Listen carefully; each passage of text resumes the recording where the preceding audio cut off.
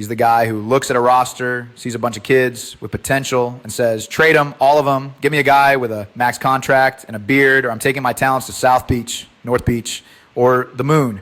He's a championship buyer, man. He's the guy who buys a pre-aged leather jacket so he can look like he's been through the war without ever getting a scratch on his chin. But that ain't even the point. You can buy the trophies, you can buy the stats, you can even buy the narrative if you pay enough PR ghouls. But you cannot buy the way Michael Jeffrey Jordan made a human being feel on a Tuesday night in February. When Mike walked into an arena, the atmosphere didn't just change, it curdled. It was predatory. You weren't watching a pro athlete manage his workload. You were watching a goddamn shark in a suit of red nylon. Mike was the boogeyman. He didn't want to just win the game.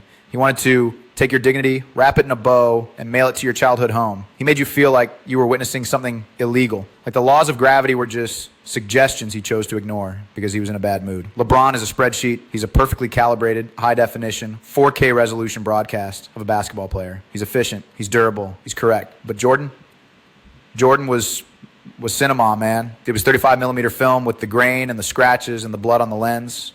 He was the guy who dropped 50 on you with a 103-degree fever because he took it personally that you breathed in his general direction. You look at LeBron and you think, wow, he's really good at his job. You looked at Mike and you thought, I need to go to church tomorrow. One guy is a brand, the other guy was a haunting. And I don't know about you, but I don't go to the movies to see a brand. I go to see the ghost.